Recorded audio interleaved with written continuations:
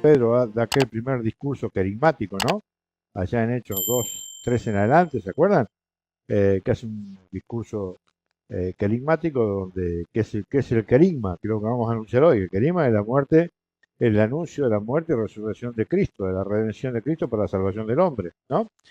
Bueno, hoy vamos a tratar un poquito de justamente con cita bíblica, como es lo que hacemos nosotros, la apologética, tratar de argumentar y mostrar este amor infinito de Dios con la escritura, y lo vamos a hacer empezando con la primera cita, que yo voy a ir leyendo algunas, otras me va a ayudar Andrés, eh, porque escuchen lo que dice la palabra.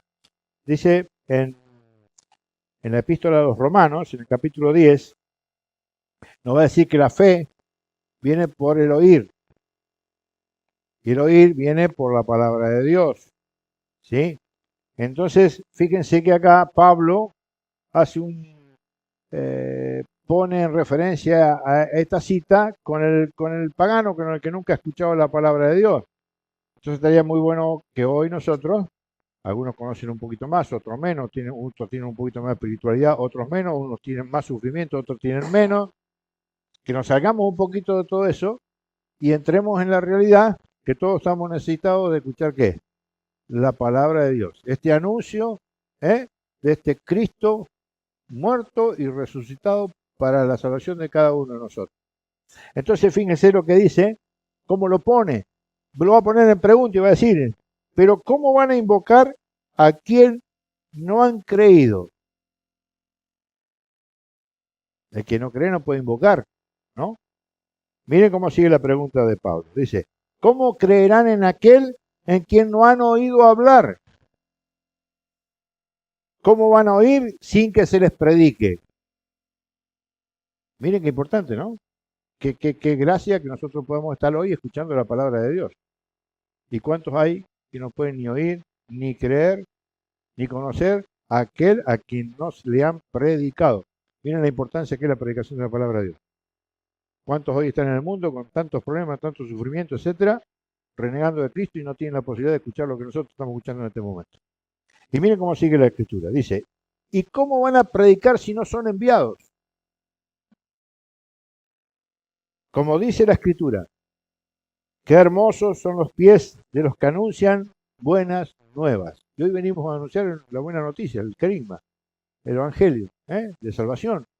Nosotros estamos llamados a eso, a anunciar las buenas nuevas. Y miren lo que dice el Señor, dice, qué hermosos son los pies de aquellos, ¿no? Que anuncian la palabra de Dios. Pero no todos obedecieron a la buena nueva, dice el Señor. Porque Isaías dice, Señor, ¿quién ha creído a nuestra predicación? ¿Se acuerdan? Que hemos desechado a Jesús, la piedra angular. Los judíos desecharon a Cristo, el mundo desecha a Cristo. ¿Y qué dice Isaías? Miren cómo lo pone, dice, ¿quién ha creído a nuestra predicación? Nadie. Nadie. Nadie cree. Por tanto, escuchen, la fe viene de la predicación. La fe viene de la predicación, no de la lectura. Primero la fe, después la lectura, porque la fe es un acto del entendimiento, con asentimiento de la voluntad. Hay que conocer, pero la fe viene por la predicación, lo dice la palabra. Y la predicación por la palabra de Cristo. Esto es central. ¿Por qué? Porque dice Pablo que la conversión, la fe, viene por la predicación de la necedad, de la estulticia, dice, del anuncio de este Cristo muerto y resucitado. Algo que es dificilísimo de creer. Y así lo presenta Pablo, y lo presenta de tal manera que uno tiene que justamente, ante esta realidad, actuar. No te puedes quedar quieto, anonadado ahí ante una realidad tan linda, tan importante. Entonces, miren cómo lo va a decir Marcos en el capítulo 1. ¿Lo tenés ahí?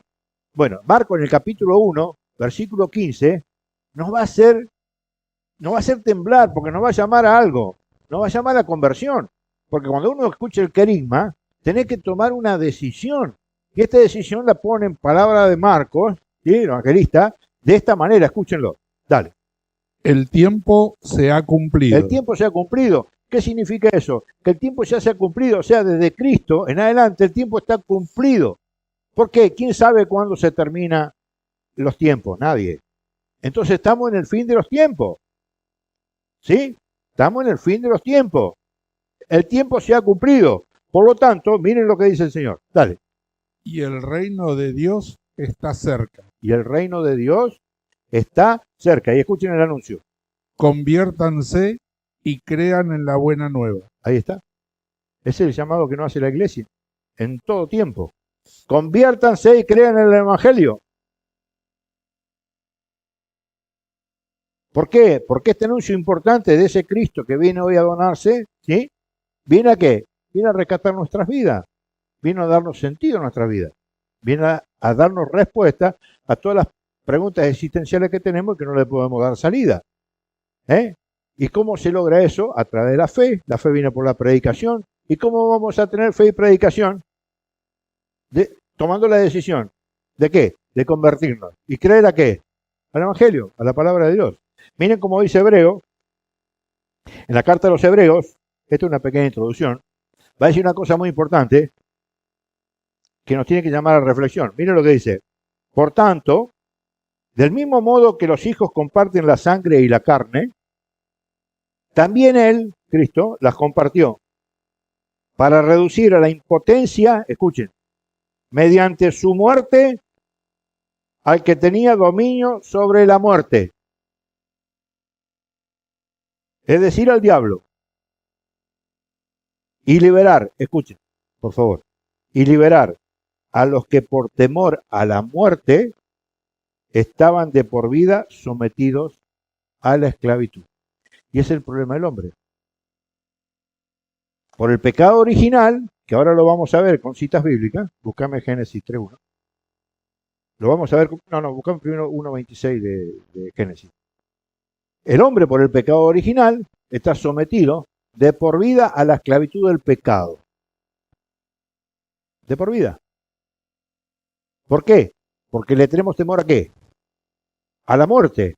¿Y cómo podemos liberarnos de eso? Entendiendo por fe, convirtiéndonos y entendiendo de una buena vez que esa muerte está vencida en Cristo. Pero si no sabemos de dónde se nos origina la muerte, no podemos entender absolutamente nada. Y siempre las soluciones las vamos a buscar en la tierra en vez de buscarlas en Dios. ¿Sí? Entonces, bueno, vamos a ver, bueno, en Génesis 1.26 se los digo así muy fácil. En el primer el libro del Génesis vas a ver que Dios crea al hombre, lo crea a su imagen y semejanza, varón y hembra, los crea. ¿Sí? ¿Estamos hasta ahí? Bueno, ¿para qué los crea Dios al hombre? ¿Por qué le insufla el aliento de vida, el espíritu? ¿Por qué? Porque Dios quiere ¿qué? Quiere un ser para divinizarlo. Nosotros fuimos creados para vivir como Dios. Fuimos creados para no morir. Fuimos creados para no tener ningún tipo de necesidades. Fuimos creados para vivir como dioses. Seréis dioses, dice la palabra de Dios. En la carta de Pedro. Y hay un problema. Dios se preocupa por el hombre. El hombre era cuerpo y alma. A ese cuerpo había que alimentarlo, ¿o no? ¿Qué hace Dios? Pone al hombre ¿en dónde? En el Edén, en el paraíso. ¿Qué es lo primero que hace? Siembra árboles frutales. ¿Para qué? Para que el hombre coma lo que necesite sin tener que labrar la tierra, ni trabajar, ni absolutamente nada de nada. Pero claro, si eso es real porque el hombre necesita comer, hay otra realidad espiritual por la cual Dios puso al hombre, ¿sí? en un punto donde hace al hombre libre para que decida. Entonces le va a dar un mandamiento. Y ese, ¿cuál es el primer mandamiento que Dios le da al hombre? Eso lo vamos a leer. Léemelo en Génesis 2.15. Esto es muy importante. 2.15, ¿lo tenés? Bueno, léemelo. Vamos. Tomó pues Yahvé Dios al hombre y lo dejó en el jardín de Edén, Ujú. para que lo labrara y cuidara. Sigue. Y Dios impuso al hombre este mandamiento. Escuchen, primer mandamiento de Dios al hombre, el primero, y no estamos hablando de la ley de Moisés, estamos hablando del primer mandamiento que Dios le pone al hombre. Escuchen, De cualquier árbol del jardín puedes comer, de cualquiera. mas del árbol de la ciencia del bien y del mal no comerás, No puedes comer. ¿Por qué? porque el día que comieres de él, morirás sin remedio. Morirás sin remedio. Eso es lo primero que pasa. ¿Sí? O sea que Dios prácticamente había compartido todo con el hombre, menos algo que era propio de quién, de Dios. ¿Y qué era lo propio de Dios? El conocimiento del bien y del mal. Solamente eso, lo demás, todo compartido con el hombre, menos lo que era propio de Dios. Porque no nos equivoquemos, nosotros somos criaturas. Somos las criaturas predilectas de Dios, pero somos criaturas, somos creados. Dios no es creado. ¿Sí? Entonces aquí hay un gran problema. Miren, mientras sucedía todo esto en el paraíso, también estaba sucediendo algo en el cielo. Porque en el cielo existen los ángeles. Los ángeles son seres espirituales, por lo tanto son superiores a nosotros en todo aspecto. ¿Sí? Son totalmente espirituales. Si hay una imagen de Dios es un ángel. ¿Sí? Pero el ángel también es una criatura. El ángel es criatura de Dios como nosotros, pero espiritual. Y hay un problema. Miren lo que va a decir el Salmo 8. Vamos a buscar el Salmo 8. Porque esto el demonio no lo pudo superar, no lo pudo superar. Y fíjense lo que dice. Es nueva la Biblia esta, entonces se me complica un poquito para manejarlo. Las hojas se pegan. Salmo 8, versículo 5. Escuchen esta pregunta. Dice, ¿qué es el hombre para que te acuerdes de él? El hijo de Adán, para que de él te cuides. Apenas inferior a un Dios lo hiciste, coronándolo de gloria y esplendor. Señor, lo hiciste de las obras de tus manos, todo lo pusiste bajo sus pies. El demonio cuando ve esta realidad de que Dios había creado al hombre y le había dado, escuchen, le había dado el poder de gloriarse en el Señor y de ser como Dios. Dios pone al hombre, que es una criatura inferior al ángel, pero en un lugar de destino superior. Porque nosotros somos imitadores de Cristo, de Jesús, de Dios. Estamos llamados a eso. ¿Y qué pasó? No lo soportó. No lo soportó. ¿Y qué ocurre ahí? ¿Qué ocurre ahí? El demonio es sacado del cielo, es llevado a la tierra. ¿Sí? ¿Y qué ocurre aquí? Se establece una batalla, que ahora la vamos a ver. Porque la única oportunidad que tenía el demonio de vengarse de Dios, ¿cuál era?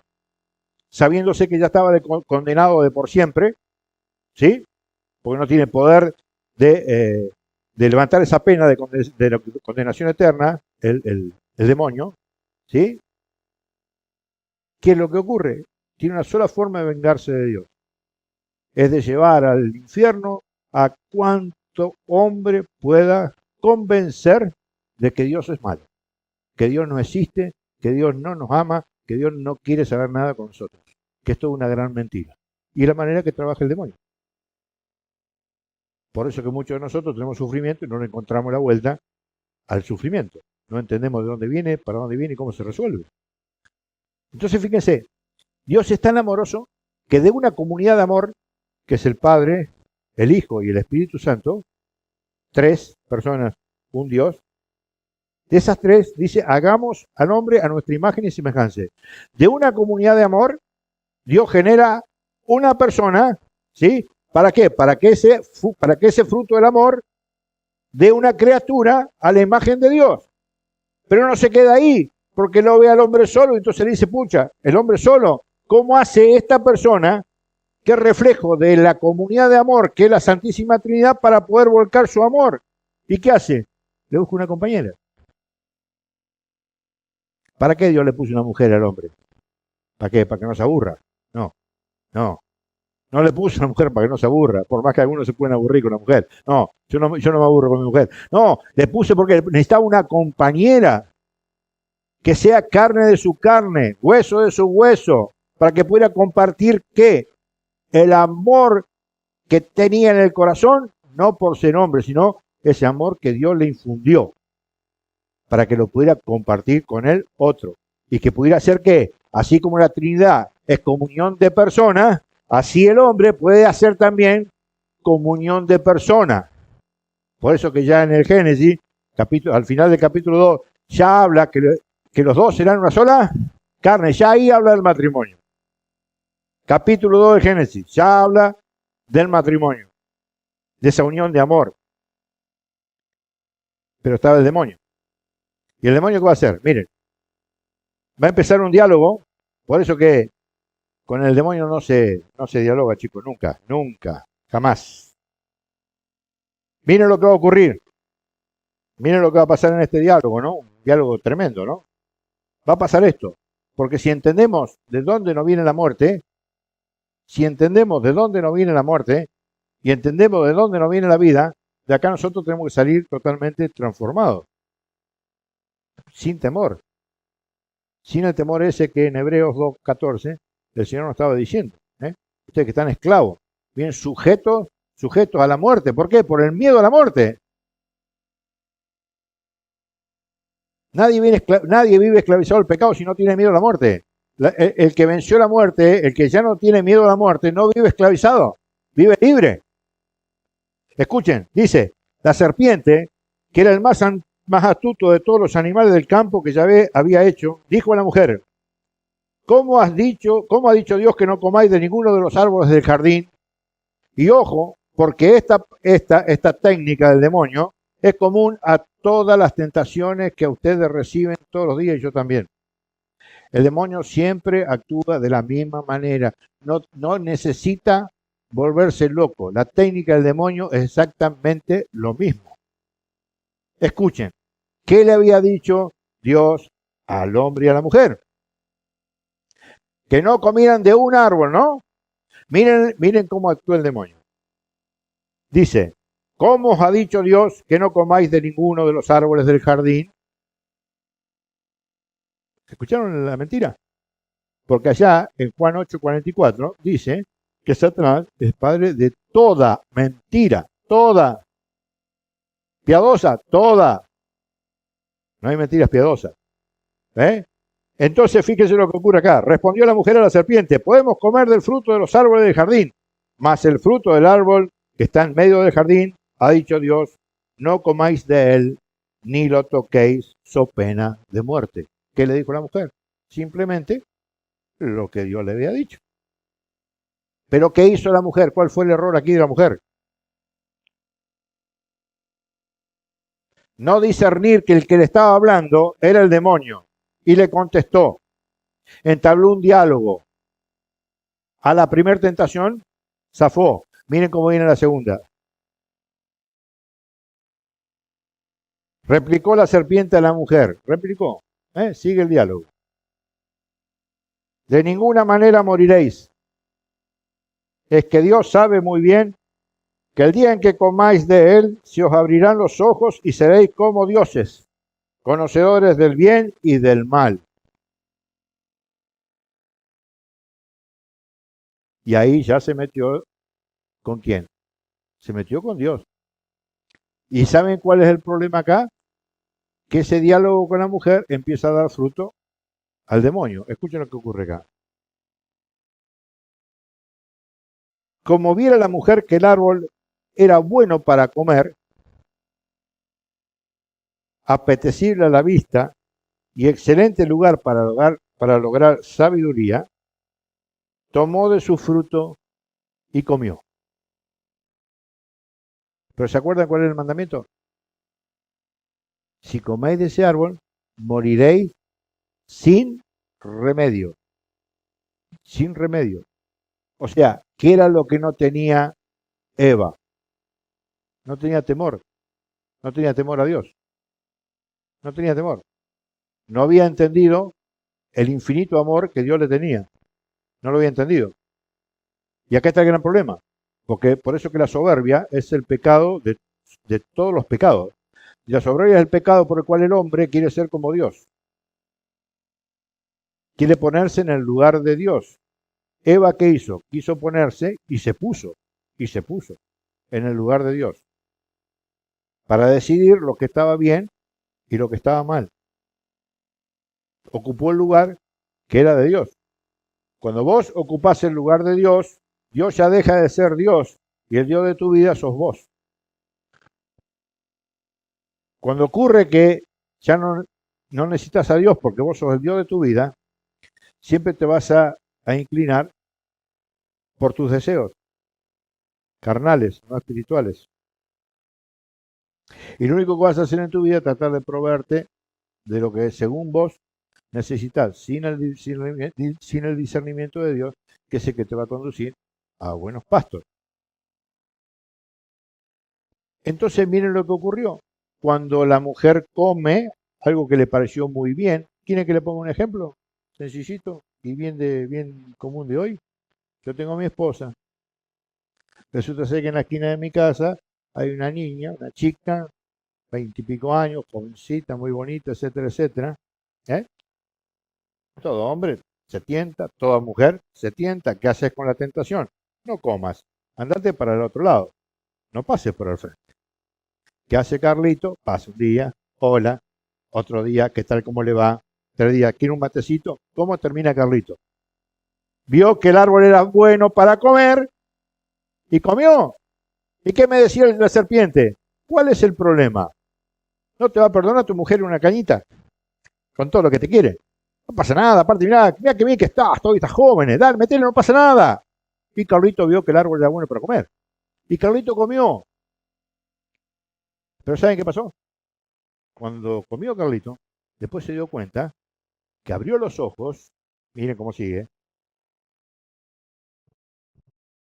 entonces se le abrieron los ojos, ambos los ojos, y se dieron cuenta de que estaban desnudos.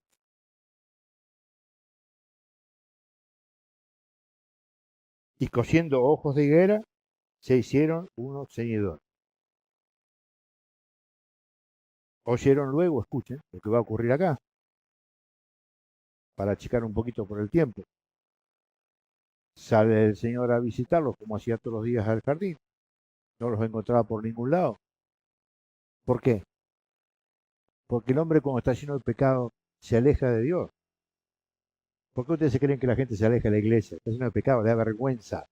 Le da vergüenza estar frente a Dios.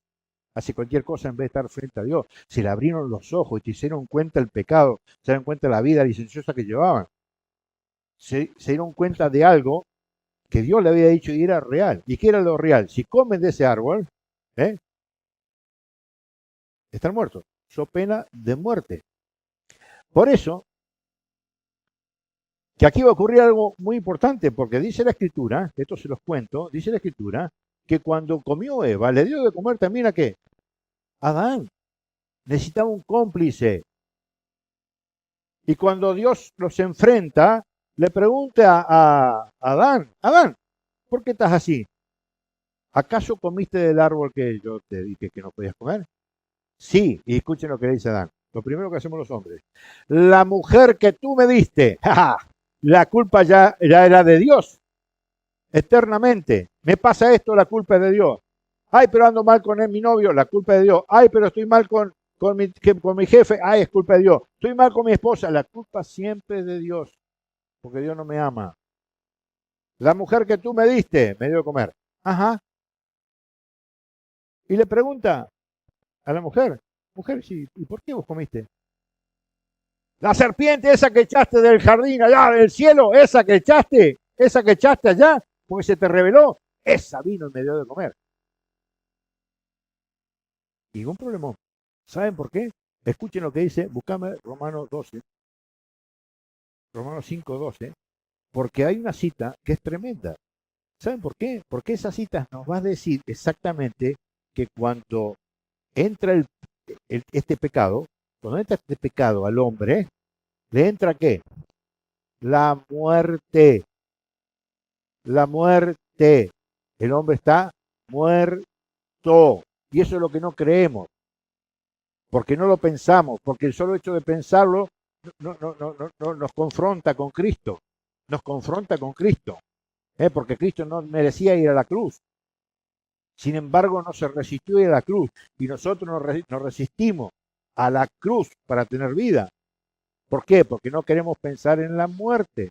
Nos molesta pensar en la muerte. ¿Por qué? Porque como decía la carta de los Hebreos, le tenemos miedo a la muerte. ¿Por qué tenemos miedo a la muerte? Si la muerte ya está vencida, lo dice Romanos Hebreos 2:14. ¿Por qué? Porque no creemos en Cristo.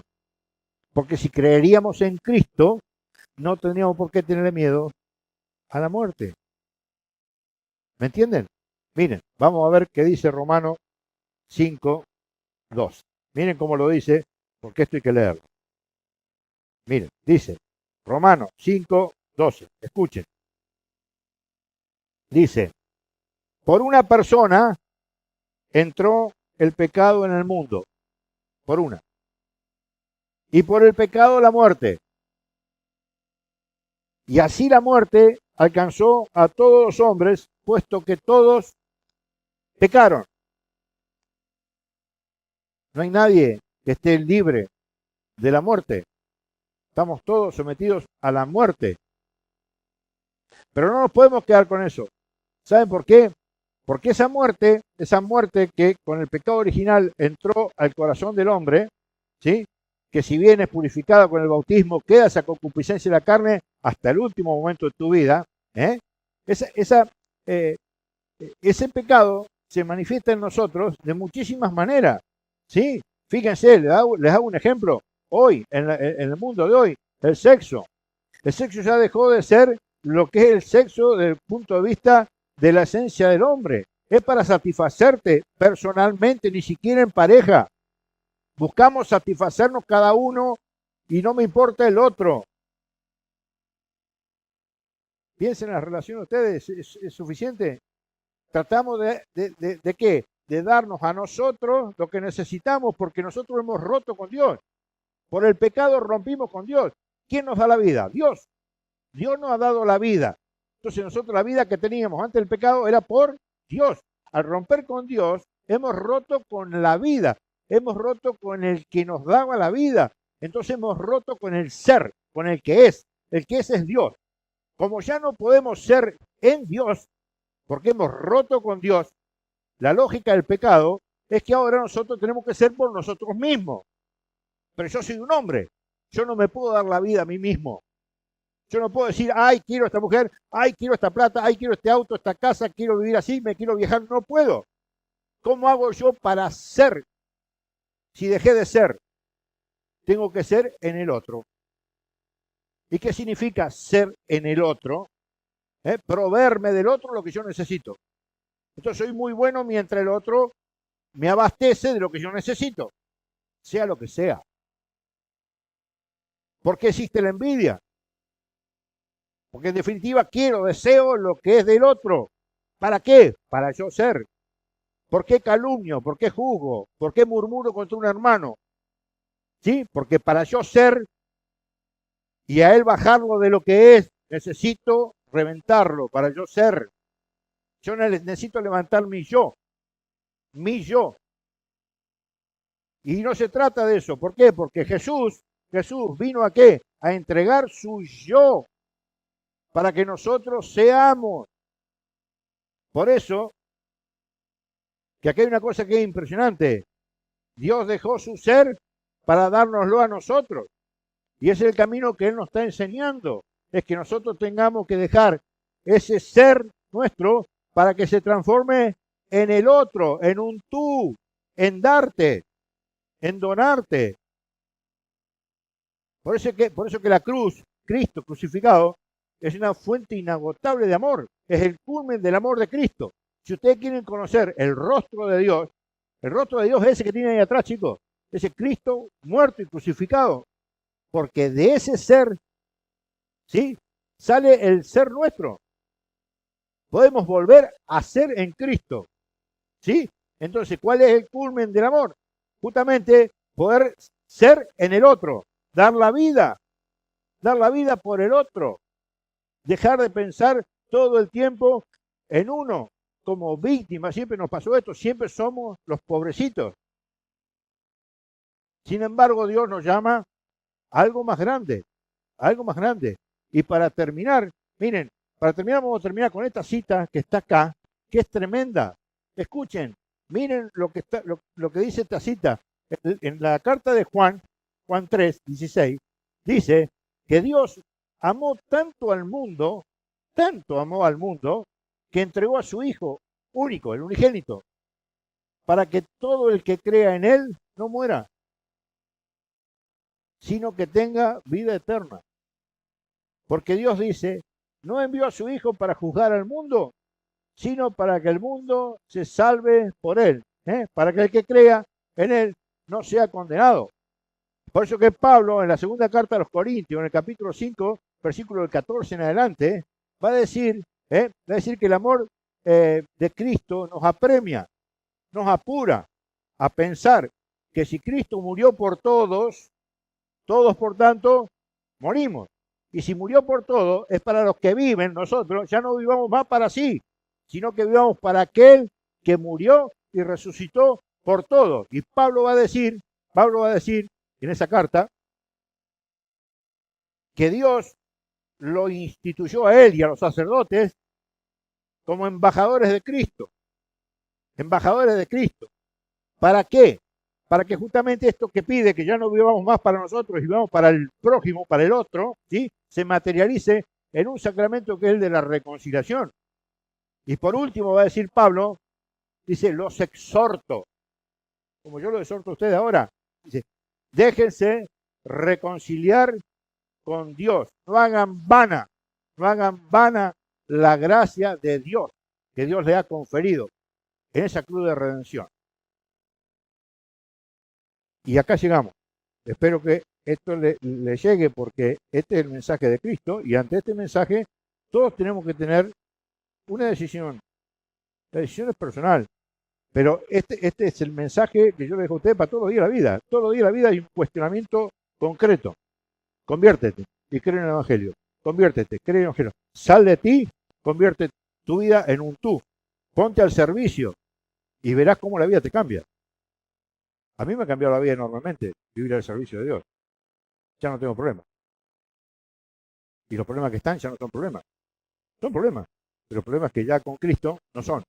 Así que los animo a ustedes justamente a que puedan vivir una vida con los ojos puestos en la cruz de Cristo. Porque antes del versículo 16 dice que todos tenemos que tener los ojos puestos en Cristo. Así como la serpiente en el desierto, ¿sí?, todos los judíos que miraban a la serpiente se curaban, así todos tenemos que mirar ¿qué? En el mástil. ¿Quién está ahora en el mástil? Jesucristo, nuestro Salvador y Redentor. Y así sea. Amén. Vamos a hacer un segundito de oración. Vamos a darle gracias al Señor por este encuentro. Vamos a pedirle que Él nos abra el corazón, que podamos sentir que somos amados por el Señor. Vamos a dar gracias por este anuncio, este querigma, y sobre todo vamos a mirar a Jesús crucificado. Vamos a mirar a este que nos ha amado tanto, que ha entregado su vida por amor a nosotros, que somos muchas veces indignos y no merecemos este amor tan enorme que Él nos tiene, que muchas veces perdemos la gracia y la hacemos vana por nuestros pecados. Tengamos en cuenta que Jesús nos conoce, que Él mira nuestros sufrimientos, que Él mira también nuestras alegrías. Él conoce mejor que nadie de dolores. Él ha sido quien ha sufrido por nosotros, y por sus llagas hemos sido curados. Vamos a pedirle al Señor en esta tarde que Él nos permita mirarnos, que permita que nosotros podamos desnudarnos delante de Él porque Él nos conoce. Somos pecadores, pero queremos volver nuestro rostro al Señor. Damos gracias a Dios por esta iglesia. Damos gracias a Dios porque a través de los sacramentos podemos encontrarnos con su amor, con su misericordia. Le pedimos al Señor que acreciente nuestra fe, que nos ayude a anunciar este evangelio, que nos ayude porque sabemos que hay un mundo que sufre, sabemos que hay personas que no lo conocen, sabemos que necesitamos nosotros ser portadores de este amor. Sabemos que el Señor necesita de nuestras manos. También sabemos que somos frágiles, que fácilmente perdemos la gracia de Dios. Sabemos que somos como vasijas de barro, que fácilmente nos agrietamos. Pero en esa fragilidad le pedimos al Señor que se valga de esa fragilidad para mostrar su gloria. Le pedimos a Dios por todos los que sufren, por todas las personas que están inmersas en depresión, por los matrimonios que están en crisis. Pedimos por nuestra iglesia para que el Señor pueda guiar esta elección de un nuevo Papa. Pedimos que su Espíritu Santo pueda ser escuchado para que realmente podamos tener un Papa con el corazón de Jesús, que pueda guiar su iglesia. Sabemos que el demonio ha pedido zarandearnos como trigo, pero el Señor ha rezado por este Pedro, donde Él ha querido construir su iglesia. Queremos ser nosotros pastoreados también por este Pedro. Rezamos nosotros cada uno por esta nueva elección. Queremos estar en esta barca. Sabemos que estando acá nunca vamos a perecer. Pidámosle al Señor que podamos cimentar nuestra fe sobre la roca, que aunque vengan lluvias, aunque vengan vientos, nosotros podamos estar firmes en la fe. Todo esto lo vamos a poner a los pies de nuestra Madre y le vamos a decir: Dios te salve María, llena eres de gracia, el Señor es contigo, bendita tú eres entre todas las mujeres, y bendito es el fruto de tu vientre Jesús. Santa María, Madre de Dios, ruega por nosotros los pecadores, ahora y en la hora de nuestra muerte. Amén. Gloria al Padre, al Hijo y al Espíritu Santo, por los siglos de los siglos. Amén. San José, y terminamos este encuentro en el nombre del Padre, del Hijo y del Espíritu Santo.